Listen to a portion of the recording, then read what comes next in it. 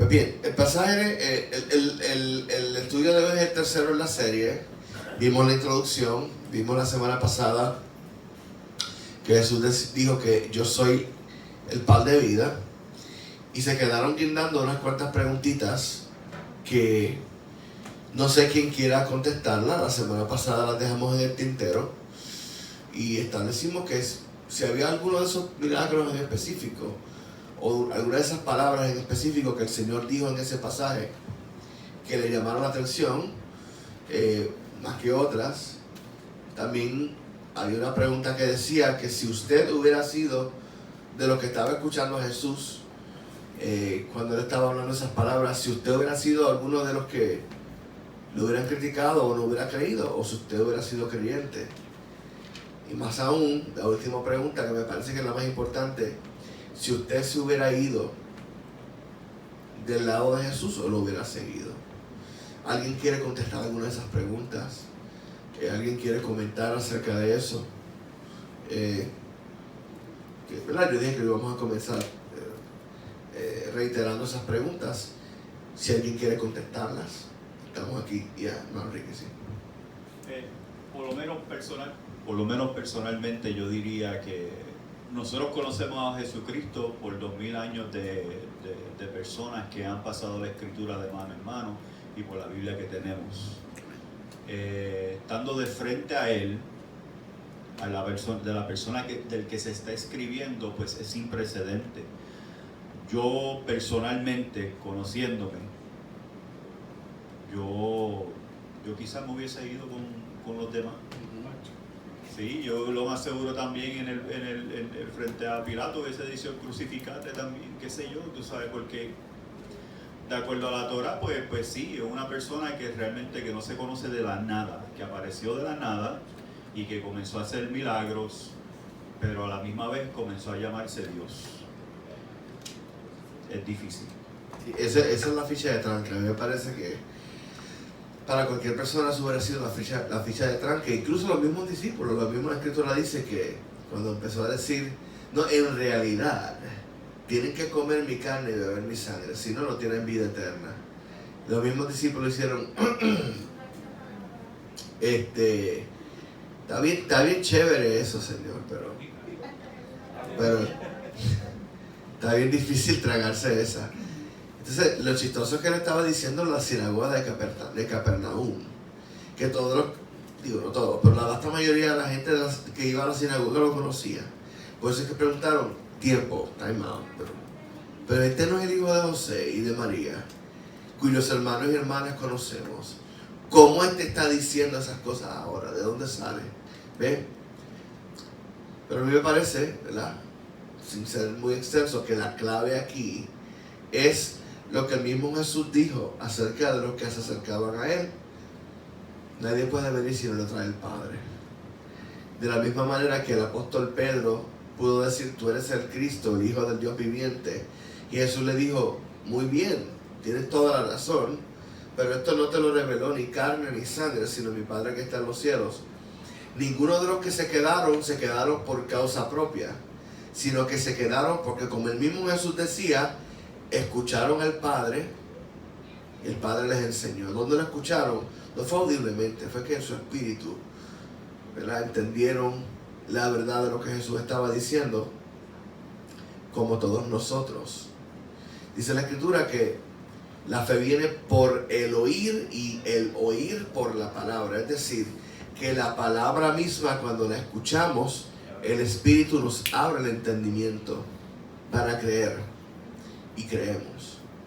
Pero de la misma manera hay gente que ha escuchado la Biblia toda su vida y son los ateos más recalcitrantes, los agnósticos más recalcitrantes, son los rebeldes más terribles, y puede ser que se hayan criado incluso del Evangelio.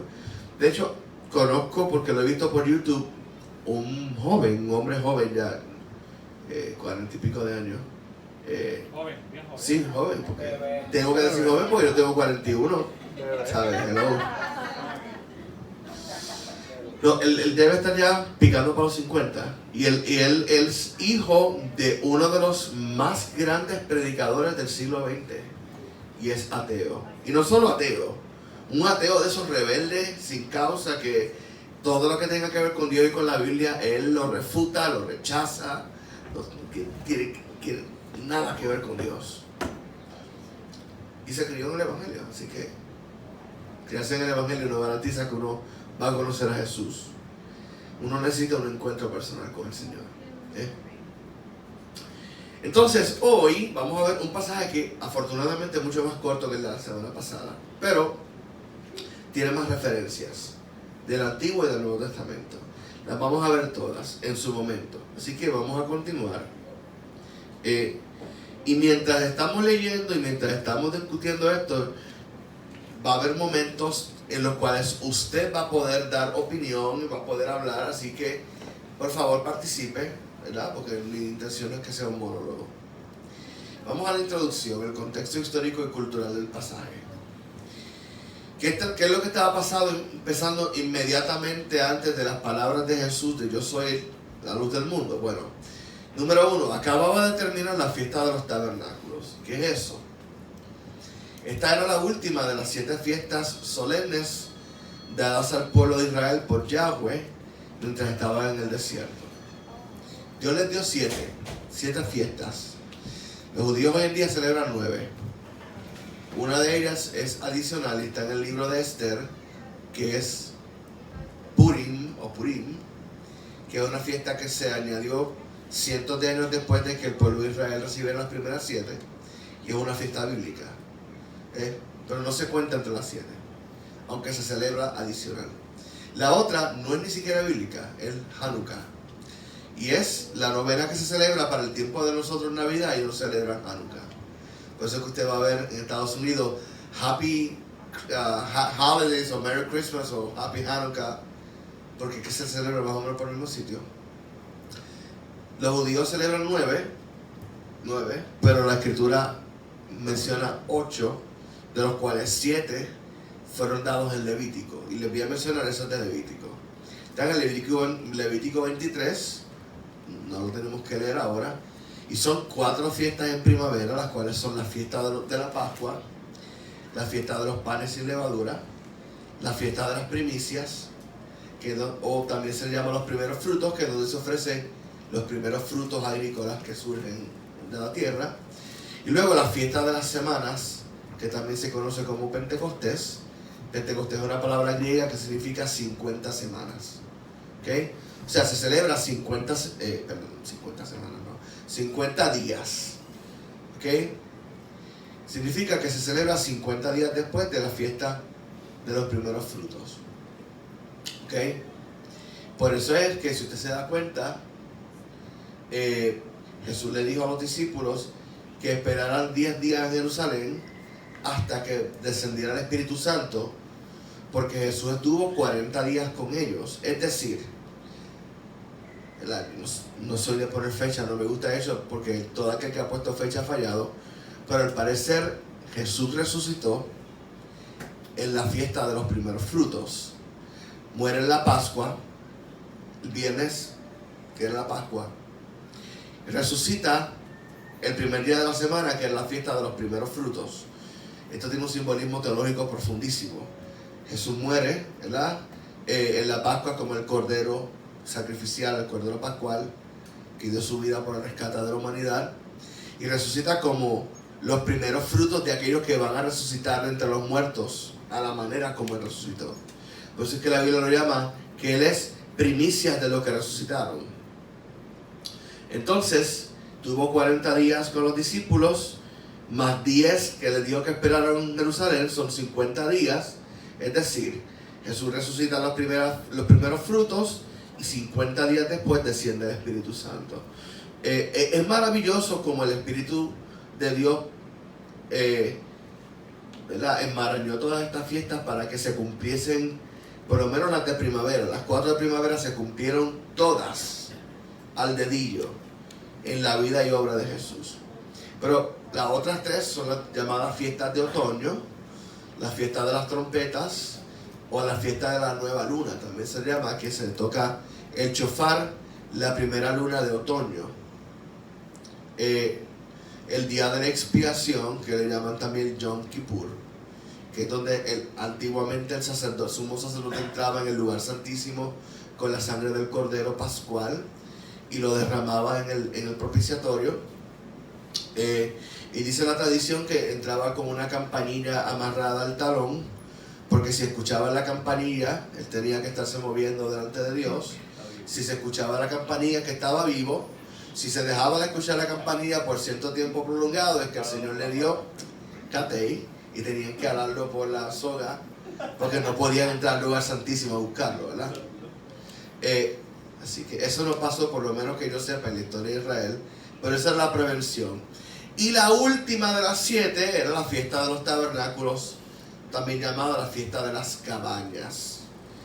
En esta fiesta se celebraba el fin del año agrícola israelita, y más importante aún, el cuidado y la provisión de Dios durante los 40 años que estuvo Israel en el desierto viviendo en chozas. El pueblo de Israel, eso es lo que tenía en el desierto. Chozas hechas de hojas de palma, de ramas de árboles, de telas de pieles de animales, y ahí es donde vivía literalmente el pueblo de Israel. Y esto es lo que conmemora. Así que en esta fiesta que dura 7 días, el pueblo de Israel, tanto antiguamente como ahora, comen en la choza, pero algunos incluso duermen en la choza por esos 7 días. Entonces el techo tenía que tener boquetes y todo, porque tenían que ver el cielo, que significa que realmente el techo de nuestra vida es Dios, que nuestra provisión viene del Señor. Tiene todo un montón de significados preciosos. Todo hombre capaz de ir tenía que ir a esta fiesta. Tenían que ir a 3 mínimo los hombres de Israel. Jesús, como un judío piadoso, pues fue a la fiesta.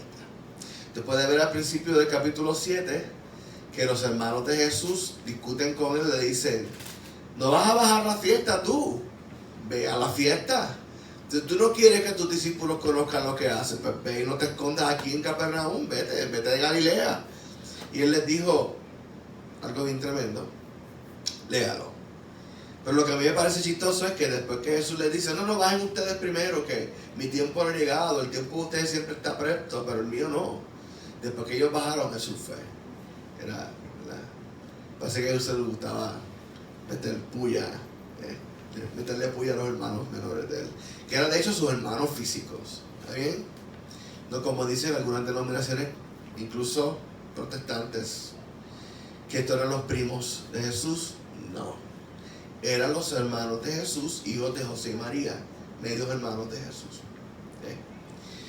El punto número 2, Jesús proclama el agua de vida, aunque el término exacto que está en la escritura no es agua de vida, pero es un contrapeso a lo que va a decir luego, o más bien lo que dijo antes, que es el pan de vida. Juan 7:37 al 39 lo puede leer en su casa.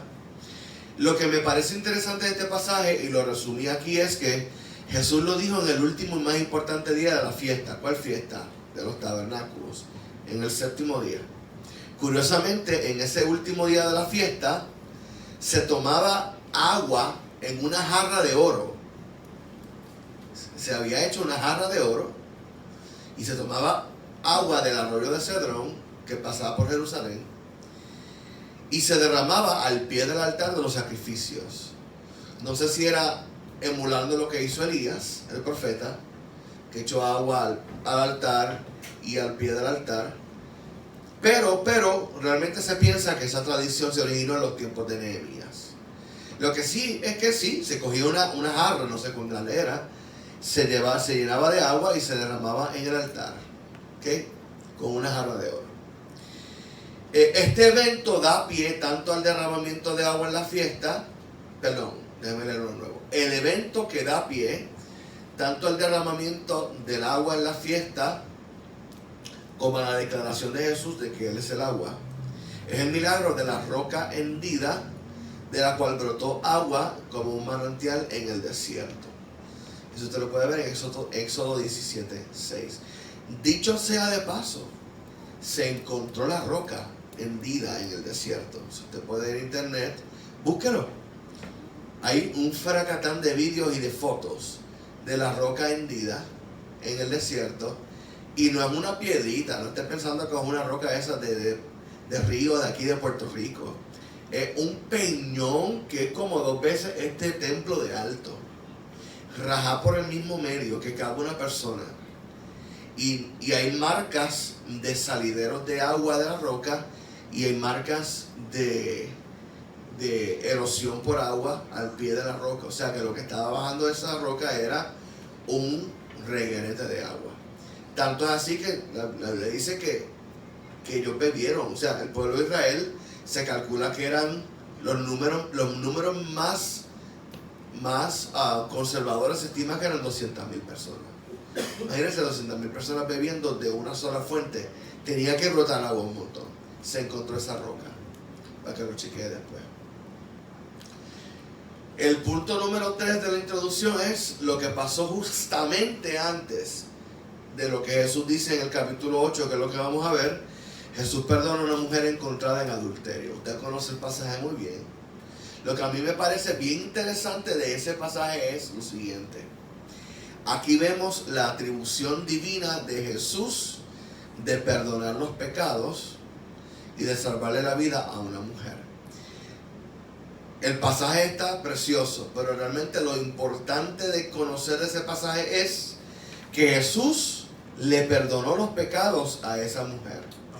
Y si usted sabe algo de perdonar pecados, es que ¿quién es el único que perdona pecados? El único que perdona pecados es Dios.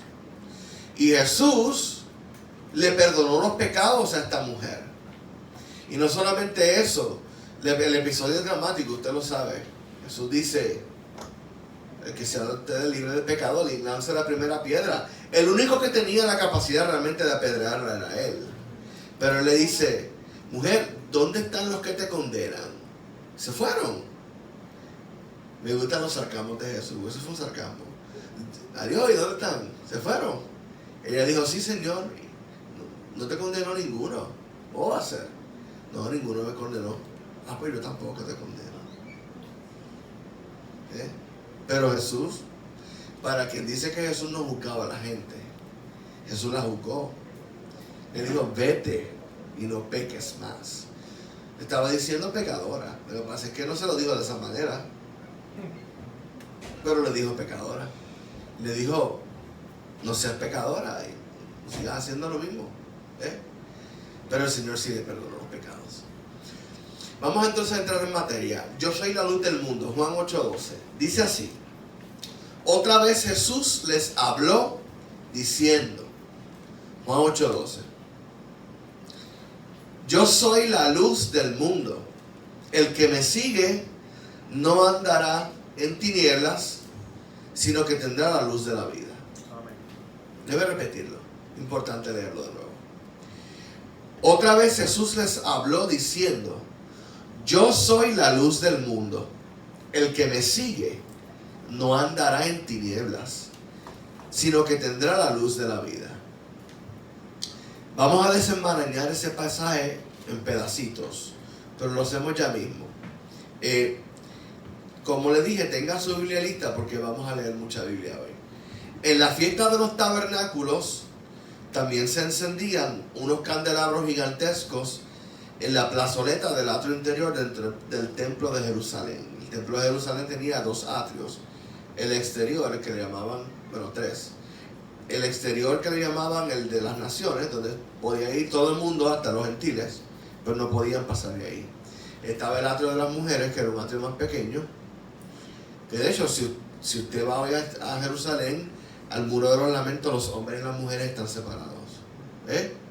Y entonces estaba el atrio interior, en donde solamente podían entrar los judíos piadosos hombres. Solamente.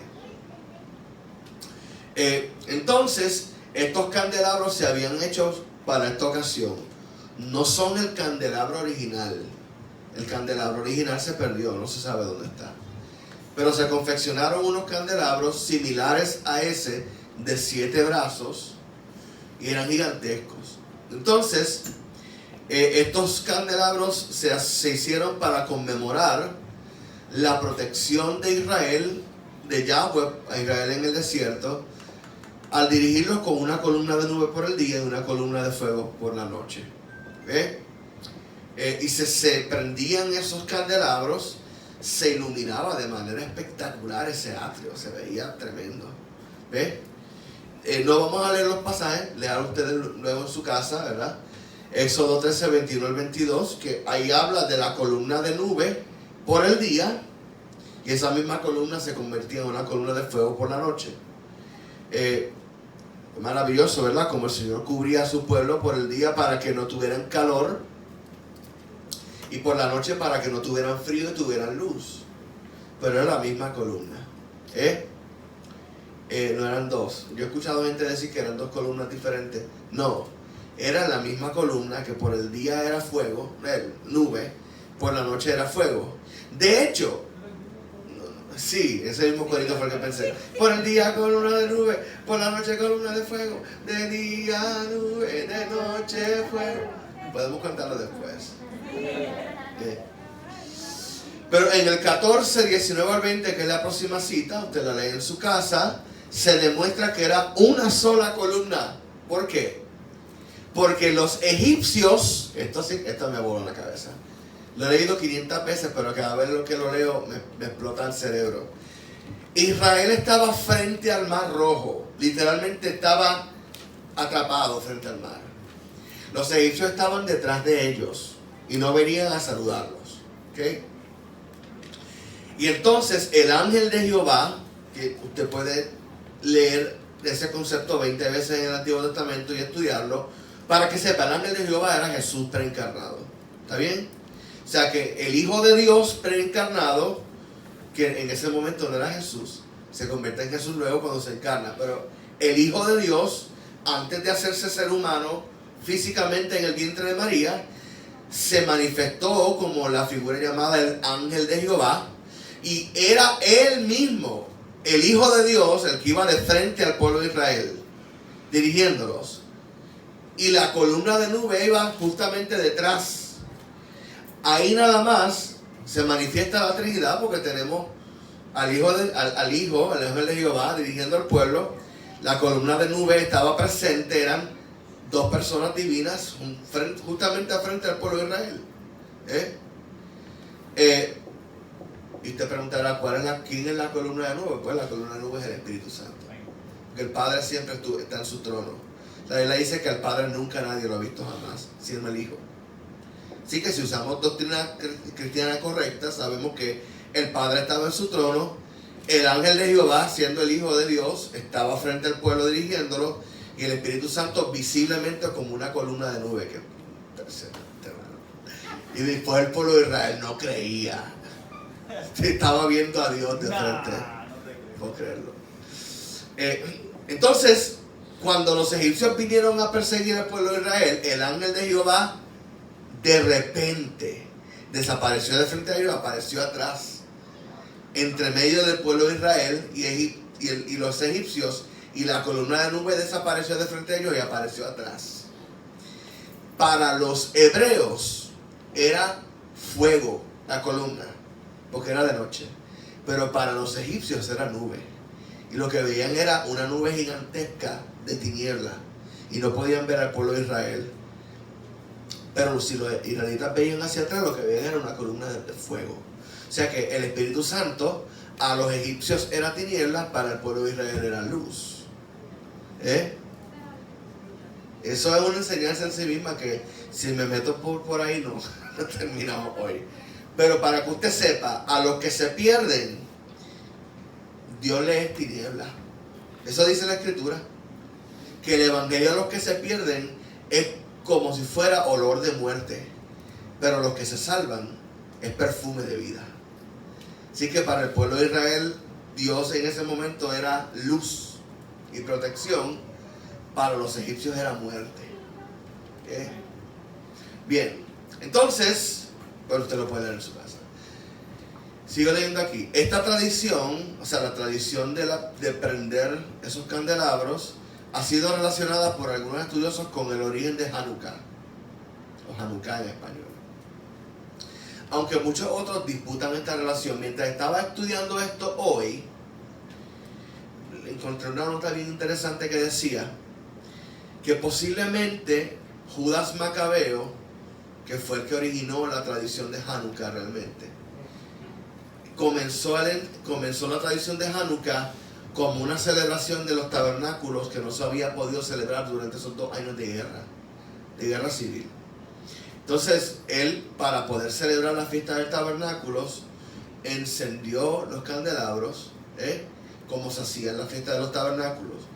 Eso es debatible, mucha gente lo debate. Sin embargo, me pareció interesante el detalle que puede ser que el origen de Hanukkah sea bíblico, después de todo. Pero no lo sabemos, que es una cosa interesante. Sea como fuere, este encendido tiene una relación directa con el yo soy del estudio de hoy. Pues al terminar la fiesta, Jesús se quedó en el templo enseñando y dio esta declaración. Yo estoy completamente convencido de que cuando Jesús dijo yo soy la luz del mundo, todavía tenía en su mente, y la gente también, la imagen fresca del encendido de los candelabros y lo que significaba eso, que era la luz de Jehová dirigiéndolos a través del desierto y protegiéndolos en el desierto. Bien, en primer lugar, los judíos entendían que quien iluminó el camino en el desierto era Yahweh mismo. Fíjese qué interesante. Yo le digo a usted que el ángel de Jehová, el ángel de Yahweh, es una manifestación del Hijo de Dios en el Nuevo Testamento. Bien. Y la columna de nube es una manifestación visible del Espíritu Santo. Sin embargo, el pueblo de Israel sabía que quien estaba en esa columna era Yahweh. Por lo tanto, quien le quiera meter ante las cabras diciéndole que la Trinidad no está en ningún sitio del Antiguo Testamento, no ha leído bien el Antiguo Testamento. Porque en el pasaje del Éxodo vemos al Hijo y al Espíritu Santo dirigiendo al pueblo de Israel. Obviamente el Padre no estaba allí porque el Padre, la Biblia dice, nadie lo ha visto jamás, sino solamente el Hijo que lo dio a conocer. Por lo tanto, nadie ha visto al Padre, pero sí se ha visto al Hijo y el Espíritu Santo en el Antiguo Testamento. Así que nada más ese pasaje prueba la Trinidad, pero ese no es el tema de hoy. Sin embargo, ellos sabían que esa columna de fuego y columna de nube era Yahweh mismo, una manifestación directa de Dios. En segundo lugar, para todo judío entendido en las Escrituras, el origen de la luz y la iluminación, tanto física como espiritual, mental y moral, era Dios. Eso era un atributo de Dios, irrebatible. Dios es la luz y el que ilumina es Dios. Y el que crea la luz es Dios. Por lo tanto, ser el origen de la luz y la luz misma era un atributo único de Yahweh como creador de todo lo que existe. Sígame porque estoy parando muchas cosas teológicas aquí, pero es bien importante para que usted tenga una idea en su mente clara de qué es lo que Jesús está diciendo cuando Él dice yo soy la luz del mundo. Los israelitas sabían, primero que todo, que esa columna de nube era Yahweh, esa columna de fuego era Yahweh. Número 2, sabían que el único que era luz en el Antiguo Testamento era Yahweh, nadie más. El único creador de la luz, tanto física como intelectual, era Yahweh. El único iluminador del espíritu y de las emociones era Yahweh. De hecho, vamos a ver 8 pasajes del Antiguo Testamento ahora, prepárese para usar la Biblia, en los cuales todos hablan de Yahweh o de Jehová en la versión Reina Valera como la luz. Por lo tanto, cuando Jesús habla de que Él es la luz del mundo, los judíos entendían exactamente lo que Jesús estaba diciendo. Por eso que se pusieron así como avispas, ¿verdad? Bien interesantemente, los judíos piensan que el pecado más grave de Lucifer no fue el orgullo, fue usurpar el lugar de Dios como luz, o tratar de usurparlo, porque Lucifer significa el que ilumina. Sin embargo, él iluminaba, ¿por qué? Porque él reflejaba la gloria de Dios. Cuando usted ve los pasajes de la creación de Lucifer, usted se da cuenta que Dios lo creó con unas características de belleza y de sabiduría impresionantes. Pero él lo era porque Dios se lo había dado. Pero él pensó que él podía usurpar la luz de Dios. Exacto. Vamos a ver algunos pasajes del Antiguo Testamento que demuestran la posición única de Yahweh como creador de la luz y como la luz misma. Y como la semana pasada, tenga bolígrafo en la mano, lápiz, anote todo aquello que le llame la atención. Ok. Voy a empezar a repartir aquí. Jason, Génesis capítulo 1, versos 1 al 5. Ricky, Salmo 27, 1. Angelis, Isaías 42, 6. Obed, Isaías 49, 6. Glenda, Isaías 60, 1 al 2. Dios mío. Emma, Isaías 60, 19 al 20. Entonces, Gerardo, Miqueas 7, 8. Carla, Malaquías 4, 2. Mano Jason, comienza Génesis 1, 1 al 5. En el principio creó Dios los cielos y la tierra estaba desordenada y vacía, y las tinieblas estaban sobre la faz del abismo, y el Espíritu de Dios se movía sobre la faz de las aguas. Y dijo Dios, sea la luz, y fue la luz. Y vio Dios que la luz era buena. Y separó Dios la luz de las tinieblas, y llamó Dios a la luz día, y a las tinieblas llamó noche. Muy bien, antes de que Ricky lea el Salmo 27.1, mire, yo no lo escribí aquí porque iba a tomar demasiado, pero aquí hay una revelación tan tremenda de la manera como Dios nos iluminó a nosotros como creyentes. Primero que todo, Dios creó todas las cosas. Dios nos hizo criaturas suyas. Como todo ser humano es criatura de Dios. Pero es incorrecto decir todos somos hijos de Dios, porque ser hijo de Dios requiere la iluminación del Espíritu Santo, como lo dice Juan. Eso lo vamos a ver ahorita en Juan. Sin embargo, Dios crea toda la humanidad. En el principio creó Dios los cielos y la tierra. La tierra viene a ser un símbolo de nosotros, porque somos polvo de la tierra. ¿Es o no? Dios nos creó del polvo de la tierra. Y dice que del polvo hemos sido tomados y al polvo volveremos. La tierra estaba desordenada y vacía. ¿Cuántos de ustedes antes de venir a Cristo estaban desordenados y vacíos? Eso es una representación directa de nosotros. Nosotros, la tierra, el ser humano, estábamos desordenados y vacíos. Sin embargo, la buena noticia es que aquí es donde viene el Evangelio. El Espíritu de Dios siempre estaba revoloteando sobre la faz de las aguas. Aunque tú no lo supieras, el Espíritu Santo estaba bregando en ti, aunque fuera de manera silenciosa. Igual que el Espíritu Santo, en medio de esa tiniebla profunda, revoloteaba por encima de la faz de las aguas de la tierra. Y cuando llegó el momento justo, ¿qué ocurrió? Revelación. Se nos abrieron los ojos. Dios dijo, sea la luz. Y fue la luz. En el momento cuando el Espíritu Santo nos abre los ojos, vemos la luz de Cristo. Entonces, cuando Dios nos ve ahora iluminados, Dios dice, la luz es buena. Eso que está pasando es bueno. Entonces, ¿qué hace?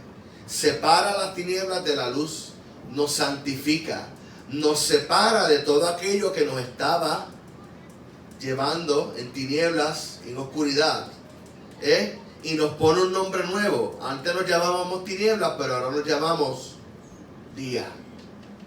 Antes éramos noche, pero ahora somos día. Así que esto es una revelación. Se la estoy diciendo por encimita, pero ustedes después mediten esto para ver si en Génesis 1, 1 al 5 usted no está retratado de pie a cabeza. Éramos una creación de Dios, sumidos en tinieblas. Pero Dios, el Espíritu Santo, nos iluminó y transformó nuestra vida y nos cambió el nombre de ser tinieblas a ser luz, de ser noche a ser día. Eso somos nosotros. De desorden a orden. Eso es bien importante, se me olvidó.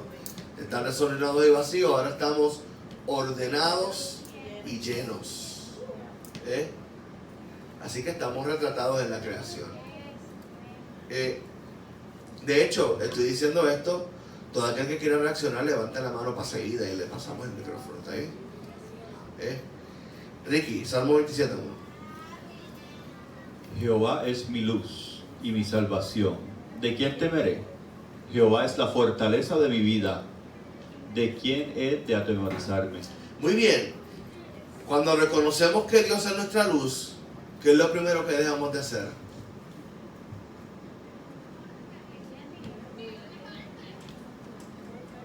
Jehová es mi luz y mi salvación, ¿de quién temeré? Jehová es la fortaleza de mi vida, ¿de quién he de atemorizarme? ¿Qué es lo primero que se va de nosotros cuando llega la luz? El miedo. El miedo. ¿Por qué? Porque ahora estamos reconciliados con Cristo y tenemos paz con Dios. Justificados por la fe, tenemos paz con Dios por medio de nuestro Señor Jesucristo. Así que lo primero que se va de nosotros es el miedo. ¿Por qué? ¿Qué fue lo primero que el ser humano sintió cuando pecó? Miedo. Por lo tanto, lo primero que Dios saca de nosotros cuando nos ilumina es el miedo. El miedo a su presencia. Parece que la palabra dice que el Señor no nos ha dado espíritu de temor, sino de poder, amor y dominio propio. poder, amor y dominio propio. Eso es. Estamos llenos de amor. Estamos llenos de amor. Amén. Gloria a Dios. Isaías 42:6. Súmate. Yo, el Señor, te he llamado para manifestar mi justicia. Te tomaré de la mano y te protegeré. Y te daré a mi pueblo, los israelitas, como símbolo de mi pacto con ellos, y serás una luz para guiar a las naciones. Muy bien. Aquí está hablando de Dios al pueblo, ¿verdad? Pero en sentido también figurado, esto es una profecía mesiánica, le está hablando a Jesús a través de los tiempos. Y te daré a ti como una luz a las naciones. Está hablando de Jesús 700 años antes, porque Isaías escribió esto 700 años antes del nacimiento de Jesús. Así que 700 años antes, Isaías vio hacia el futuro y vio a Yahweh diciéndole a alguien: te haré luz sobre las naciones. Y ese alguien era Cristo. Isaías 49:6. ¿Quién va? 49:6. Ah, ok. Pues alguien 49:6. Rapidito, Ricky. O alguien. No sé quién sea.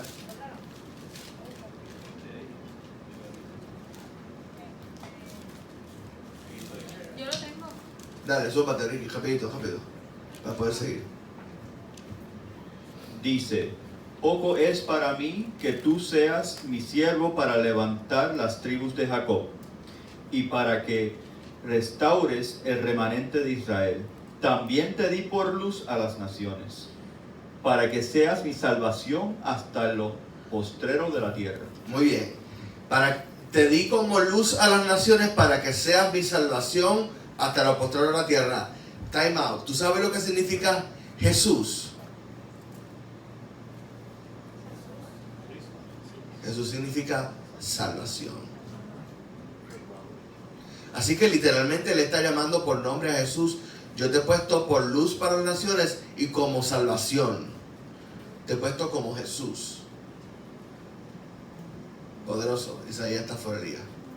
Isaías 61:2, por favor. Levántate, resplandece, porque ha venido tu luz y la gloria de Jehová ha nacido sobre ti. Porque he aquí que tinieblas cubrirán la tierra y oscuridad las naciones, mas sobre ti amanecerá Jehová y sobre ti será vista su gloria. Eso es. Dios es nuestra luz y nuestro iluminador también. Isaías 60, 19 al 20. Emma.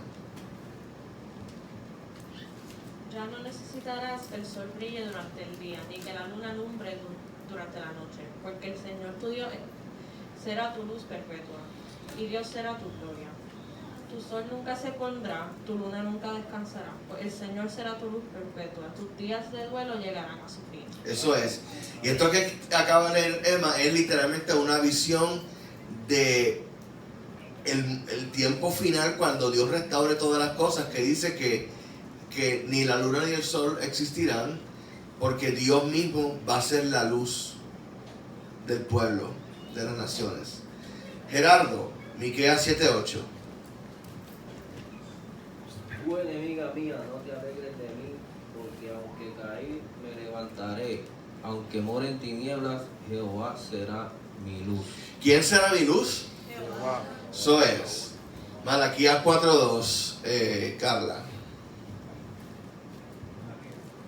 Mas vosotros los que teméis mi nombre, nacerá el sol de justicia, y en sus alas traerá salvación, y saldréis y saltaréis como becerros de la manada.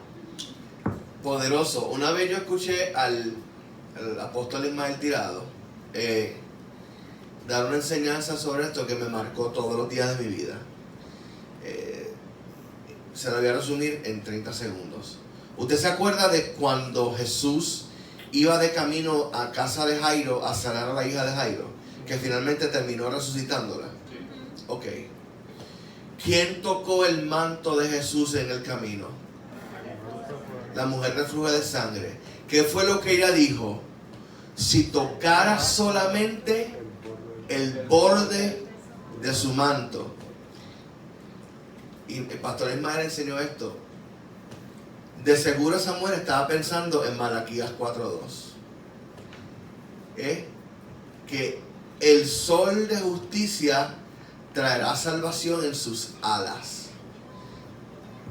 El manto de un rabino judío también se le llamaba el talit. Y el talit tenía 4 puntas que eran, ¿verdad? Esos 4 puntas representaban el manto de la presencia de Dios sobre su pueblo.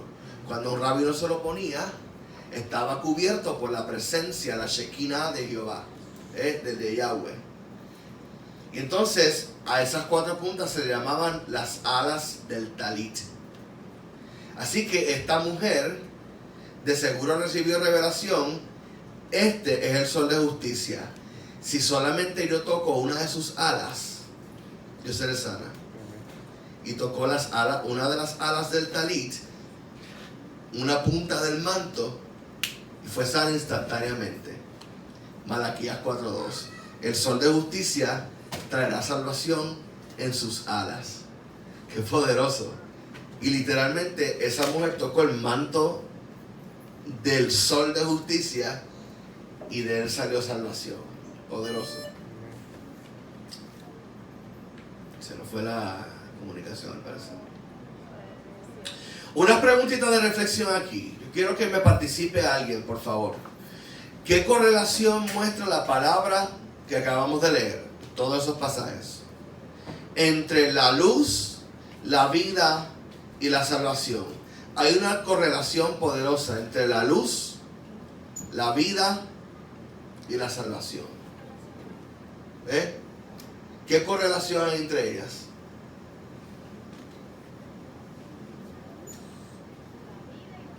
Entre la luz, la vida y la salvación.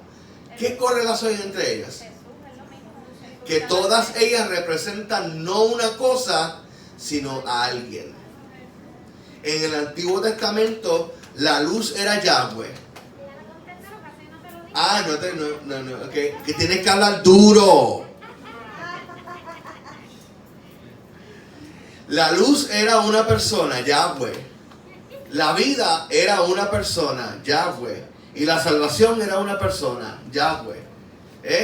Así que cada vez que hablamos de esos términos en el Antiguo Testamento, estamos hablando no de cosas que le pasaban al pueblo, sino de un ser que les daba luz, vida y salvación.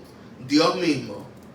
Por lo tanto, cuando veamos a Jesús diciendo, yo soy la luz del mundo, y eventualmente en el penúltimo yo soy diciendo, yo soy el camino, la verdad y la vida, Él está utilizando nombres de Dios en el Antiguo Testamento, características de las cosas que Dios hacía con su pueblo. La luz, la salvación, el camino, la vida. Eso era lo que la Escritura decía que era Yahweh para su pueblo. Nada más y nada menos. Así que no estamos hablando de algo, sino de alguien. Esta la contestamos, pero quiero recalcarla. ¿Qué desaparecía en el corazón de los israelitas que vivían bajo la luz de Dios? ¿Qué desaparecía?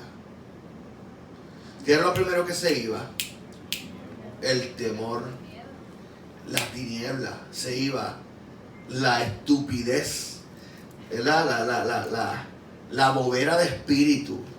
Luego vamos a ver en el Nuevo Testamento, lo vamos a ver ya mismo, que una vez tenemos la luz, se va la muerte de nuestras vidas. Hay una correlación entre la luz y la vida en el Nuevo Testamento también. Lo vamos a ver, ya me invito. En el Nuevo Testamento, el título de la luz se aplica exclusivamente a Jesús, a nadie. No solamente en el pasaje de Juan que estamos estudiando, Juan 8:12, sino también en muchos otros. Veamos algunos de esos pasajes y de nuevo, anote todo lo que le llame la atención. Fíjense lo que acabo de decir. En el Antiguo Testamento, el título de la luz era solamente para un solo ser, Yahweh, Jehová Dios. En el Nuevo Testamento se aplica a una sola persona, Jesús. Así que la correlación es clara. ¿Bien? La correlación es clara. Jesús es Yahweh, Jesús es el mismo Dios del Antiguo Testamento. Ok, ahora voy a decirle a personas que no han leído que lean, por favor. Hermana, ¿cuál es su nombre? ¿Ah? Lisa. Por favor, hermana Lisa, léase Juan capítulo 1, versos 4 al 9. Hermano amado, ¿cuál es tu nombre, por favor? Josué, te vas a leer Juan capítulo 3, versos 19 al 21. Hermana Brenda, se va a leer Juan capítulo 9, 4 al 5. Hermano Jovel, se va a leer Juan capítulo 12, versos 35 al 36. Hermana Yajaira Carrasquillo, 2 Corintios 4, 3 al 6. Ay, perdón. 35 al 36. Yes, sir. Hermana Yajaira, 2 Corintios 4, 3 al 6. Y entonces, para que no se sientan mal en este lado también. Manashlin, Apocalipsis capítulo 1, versos 10 al 18. Te tengo que adelantar que más que me gusta Apocalipsis. Lo que vamos a ver está fuera de liga. Ok, bien. Estas referencias del Nuevo Testamento, la vasta mayoría o son del Evangelio de Juan o las escribió Juan, porque Apocalipsis lo escribió Juan también. Pero ese no es el punto. El punto es que el Nuevo Testamento también da testimonio de la persona de Jesús como la luz. No solamente en el Evangelio de Juan, sino también fuera del Evangelio de Juan. Hermana Lisa, Juan 1, 4, 9. Dice, en él estaba la vida, y la vida era la luz de los hombres. La luz en las tinieblas resplandece, y las tinieblas no prevalecieron contra ella. Hubo un hombre enviado de Dios, el cual se llamaba Juan. Este vino por testimonio para que diese testimonio de la luz, a fin de que todos creyesen por él. No era él la luz, sino para que diese testimonio de la luz. Aquella luz verdadera que alumbra a todo hombre venía a este mundo. Eso es. Qué poderoso. Después que nos presenta, en el principio era el verbo, y el verbo estaba con Dios, y el verbo era Dios. Todas las cosas por Él fueron hechas, y nada de lo que ha sido hecho fue hecho sino por Él. Luego nos dice, este es la luz. En él estaba la vida y la vida era la luz de los hombres. ¿Vio la correlación directa entre la vida y la luz? Siempre que hay luz hay vida, siempre que hay vida hay luz. Y todas estas características se le están dirigiendo a una persona que si nosotros no supiéramos quién es, diríamos, está hablando de Yahweh, Elohim, en el Antiguo Testamento. Pero no, está hablando de Jesús, porque en el verso 14 de ese mismo capítulo 1 dice, y este verbo se hizo carne y habitó entre nosotros, y vimos su gloria como la del unigénito del Padre, lleno de gracia y de verdad. De modo que esa luz es Jesús, el que es el verbo creador del universo. No sé si usted se está gozando con esta palabra, pero yo me estoy aquí gozando tremendamente. Varón, Juan 3, 19 al 21. Y esta es la condenación, que la luz vino al mundo y los hombres amaron más las tinieblas que a la luz, porque sus obras eran malas. Porque todo aquel que hace lo malo aborrece la luz y no viene a la luz, para que sus obras no sean reprendidas. Mas el que practica la verdad viene a la luz, para que sea manifiesto que sus obras son hechas en Dios. Amén. Poderoso, porque siempre citamos Juan 3:16 y quizás el 17, pero no vemos el 19, que dice el 18. El 18 dice, pero todo aquel que no cree en él está condenado ya. Y esta es la condenación. O sea que te da el evangelio completo. Sí, Jesús salva, pero el que no cree en él se va al infierno también. O sea, no podemos sacar el infierno del cielo, ni podemos sacar el cielo del infierno, y tampoco podemos sacar la salvación de la condenación, ni la condenación de la salvación, porque están íntimamente relacionadas. El que está en Cristo es salvo por la fe y por la gracia de Dios, pero el que no está en Cristo, dice la Escritura, ya está condenado. No es que va a ser condenado, ya está condenado. ¿Por qué? Esta es la condenación, que estando la luz prefirió quedarse en tinieblas. ¿Tú sabes que hay gente que hace eso? Que saben que están mal, pero prefieren seguir viviendo mal porque les desagrada el concepto de Dios.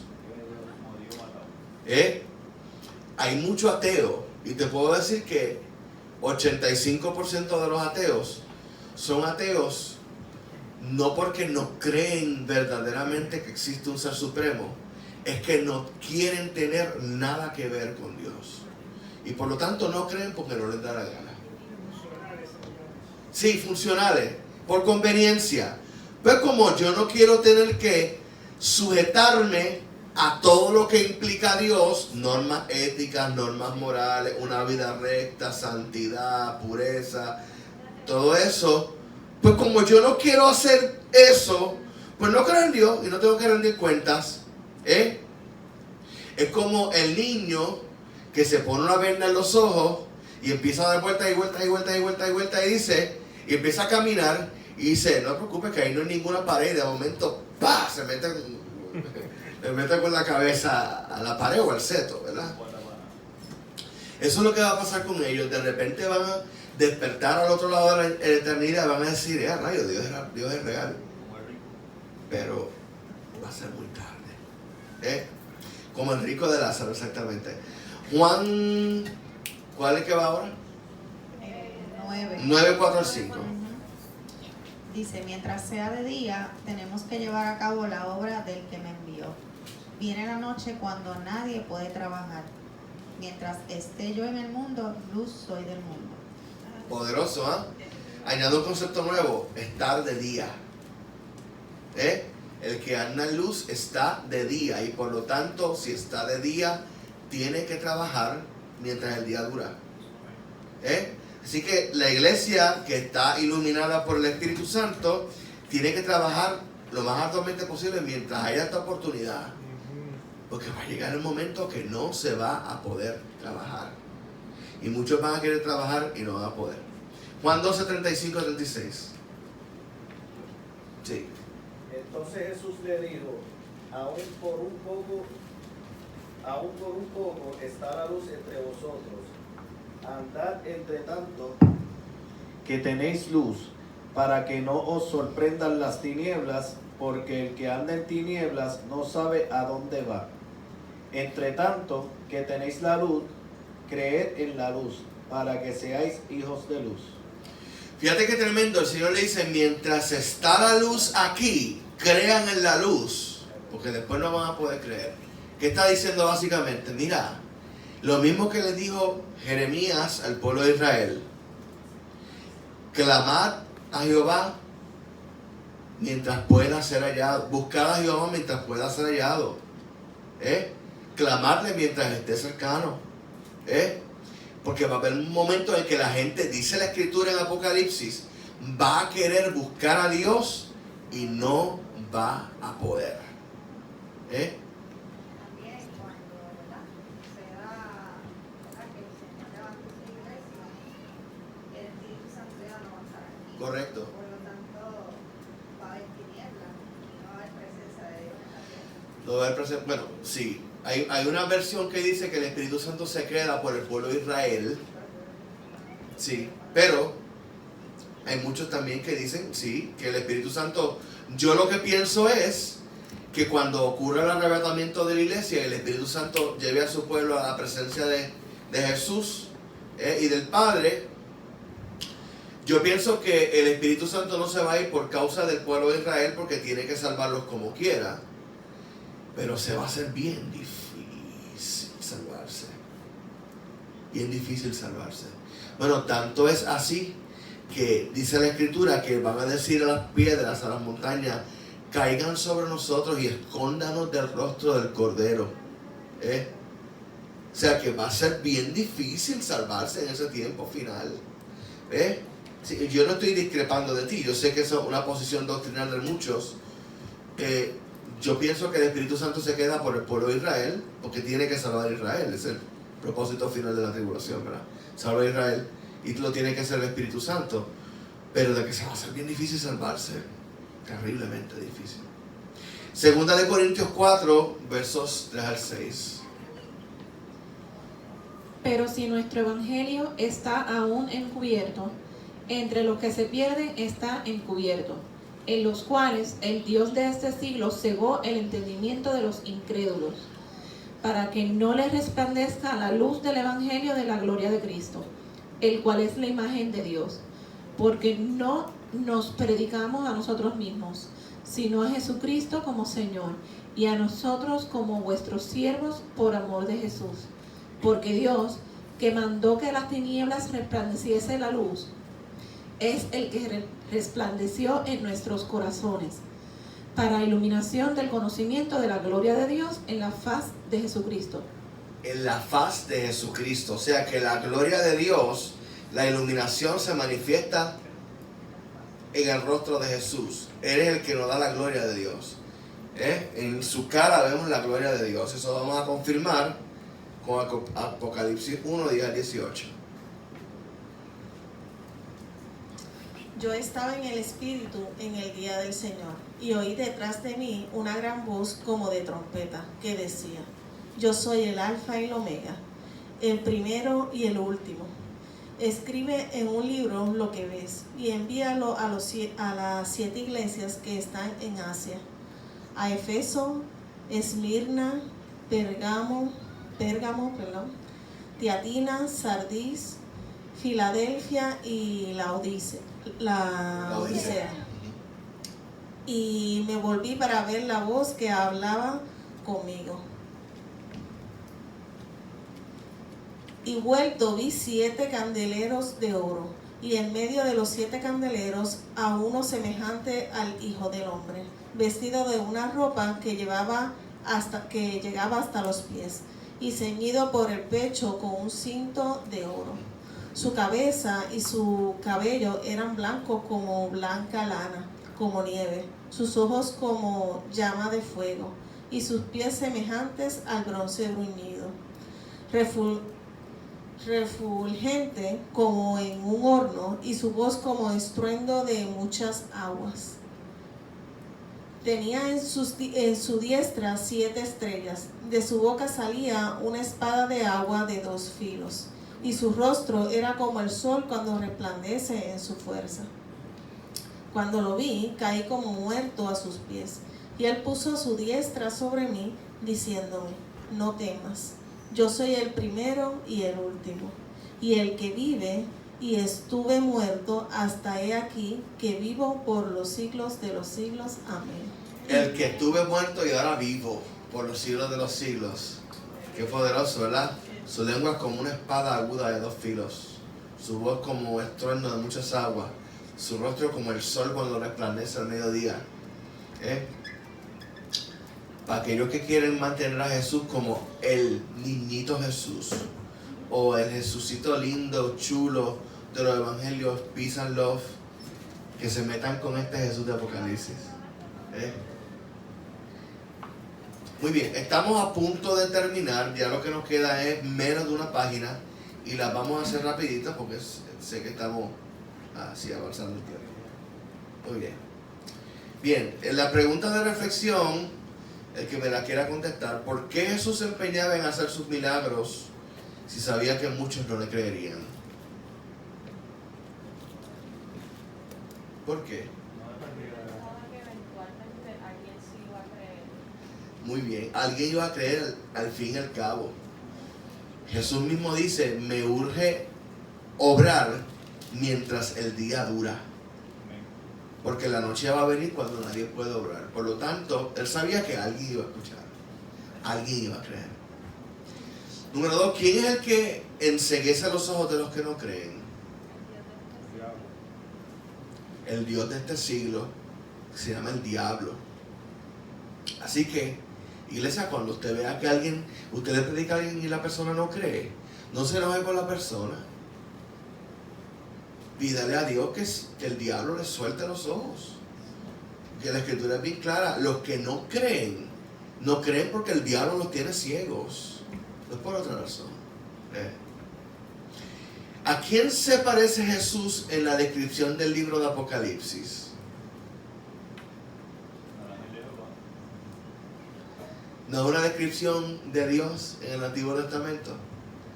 Le hace Ezequiel para que usted vea cómo se describe allá, pues, a Jehová. Le hace el libro de Daniel a ver cómo se describe a Jehová. Idéntico como Jesús se ve en Apocalipsis. Así que a quien vieron los profetas no fue al Padre. Al Padre nadie lo vio jamás, sino el Hijo que lo dio a conocer. Estaban viendo al Hijo de Dios. El que estaba viendo a Daniel era el Hijo de Dios. Al que veía a Isaías era el Hijo de Dios. Al que estaba viendo a Ezequiel era el Hijo de Dios. Y ahora Juan lo ve y reacciona idéntico. Cuando lo vi caí, ¡pum!, como muerto a sus pies.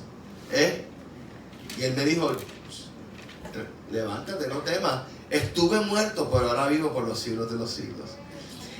Esto no se lo pudo decir a los otros profetas porque aún no había muerto, pero ahora se lo dice a Juan. Ese mismo que vieron, que parece que es como el Hijo del Hombre. Eso está en Daniel capítulo 7. El Hijo del Hombre allá no había muerto aún, pero ahora sí. Pero ahora vivo por los siglos de los siglos. Oiga, Dios está tremendo. Muy bien. Ahora vamos a ver en detalle y rapidito el pasaje de Juan 8:12. Jesús toma para sí el nombre propio de Dios y los atributos de Dios. Como hemos visto, los judíos entendían claramente qué estaba haciendo Jesús al decir yo soy. Además, también hemos visto que Jesús, al autoproclamarse la luz, tomaba para sí un atributo del Creador.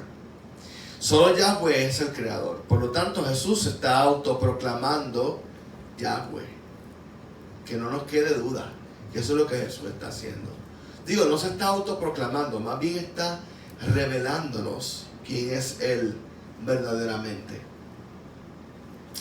El punto número 2 de esa última sección: su luz es para el mundo. Cuando usted dice ahí, yo soy la luz del mundo, es decir, para todos los que lo reciban como la luz.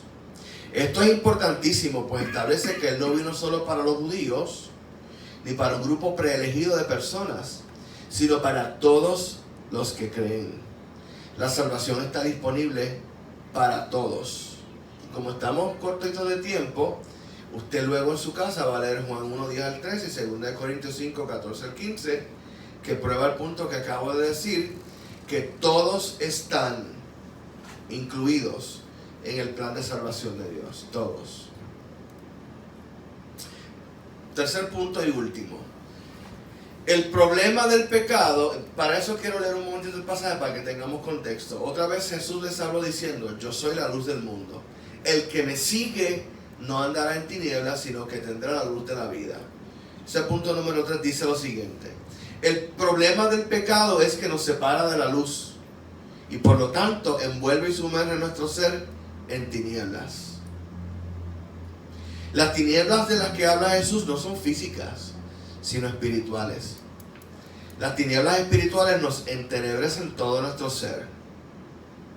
Los pensamientos, las ideas, las emociones, los sentimientos, las actitudes, los deseos, la voluntad y los miembros de nuestro cuerpo también. Así que el entenebrecimiento del pecado no es solamente espiritual. Una vez una persona es entenebrecida en su espíritu, se le entenebrece todo el resto del ser. Y usted lo va a empezar a ver poco a poco. Usted, fíjese en una persona, es el típico caso, ¿verdad? Y no me gusta hacer esta comparación porque no es exacta, pero el típico caso de que empiece fumándose un motito. Si empieza fumando uno, se fuma dos, luego se fuma 500. Pero después que la marihuana no satisface, tiene que subir la nota con algo más, ¿verdad? Y no vamos a decir que se usa, porque usted sabe lo que es. Después que esa nota no es suficiente, se tiene que dar una nota más fuerte, hasta que finalmente está como total y absolutamente preso. Y no encuentra salida, sino a través de Jesús. Así mismo funciona en todas las áreas. Usted empieza con un pecadillo sexual y necesita otro pecadillo sexual con ese. Pero después esos pecadillos sexuales no son suficientes. Necesita un pecadote sexual y ese no le satisface. Y después tiene que hacer más y más y más, de que de momento está en un hoyo negro del cual no puede salir. Así pasa con todas las demás cosas. Lo más importante aquí es que la Escritura demuestra que las tinieblas son muerte espiritual. Por lo tanto, dice la Escritura, el que me sigue no andará en tinieblas. Lo podemos decir a la inversa, el que no me sigue anda en tinieblas. El que no me sigue anda en tinieblas y no tiene la luz de la vida. Por lo tanto, el que anda en tinieblas tiene muerte espiritual. Hay unos cuantos pasajes que me hubiera gustado poder leer, pero se los doy de asignación también. Romanos 13, 12 al 14, Efesios, especialmente los de Efesios y Colosenses están poderosos, porque Pablo está hablando precisamente de eso. Nosotros en otro tiempo hacíamos esto, y era porque estábamos en tinieblas y en muerte espiritual.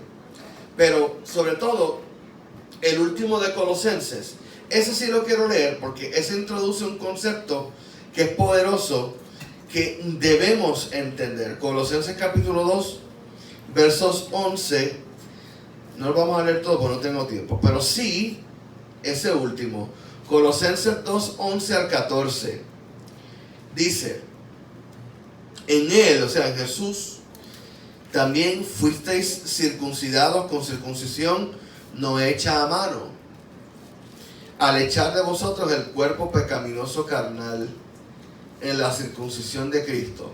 Pablo está comparando cuando se echa el prepucio del pene del niño en la circuncisión. Obviamente, él siendo judío, sabe que todos los niños judíos tenían que ser circuncidados al octavo día. ¿Y qué se hacía con el prepucio? Bueno, se tenía que echar y quemarse. Entonces Pablo compara el pecado con el prepucio que se saca del niño. Es decir, Dios cortó de nuestras vidas el pecado, como se corta el prepucio de un niño, y lo echó de nosotros. Y Pablo lo llama la circuncisión de Cristo. el Espíritu Santo en Jesús nos circuncida del pecado. Es decir, corta de nosotros la naturaleza pecaminosa. Yo dije, el Espíritu Santo nos circuncida, corta de nosotros la naturaleza pecaminosa. ¿Qué significa esto? Tenemos el potencial para pecar, por supuesto, pero ya no somos esclavos del pecado. Ya no tenemos que pecar, sino que ahora somos libres de ese prepucio espiritual, de ese pecado. Verso 12. Sepultados con Él en el bautismo. Esto es lo que quiero oír. Sepultados con Él en el bautismo, en el cual fuisteis también resucitados con Él, mediante la fe en el poder de Dios, que le levantó de los muertos. De modo que Cristo fue sepultado y nosotros también. Cristo fue resucitado y nosotros también. En nosotros opera el mismo poder que levantó a Jesús de los muertos. Verso 13. Y a vosotros, estando muertos en pecados y en la incircuncisión de vuestra carne, os dio vida juntamente con Él, perdonándoos todos los pecados, anulando el acta de los decretos que había contra nosotros y que nos era contraria, quitándola del medio y clavándola en la cruz. De modo que en Jesús, y estoy literalmente en el último punto del estudio, antes de las últimas preguntas. Por lo tanto, la luz de Jesús comienza iluminando nuestro espíritu, dándole vida. Luego todo nuestro ser es iluminado y resucitado de la muerte en la cual estaba. Así que esto es lo que significa cuando Jesús dijo: yo soy la luz del mundo. Él nos da luz y nos da vida y nos resucita de nuestro pecado. Y el que anda en pos de Él, como el pueblo de Israel andaba en pos de la columna de nube y de fuego en el desierto, no se perderá, sino que vivirá. La última pregunta.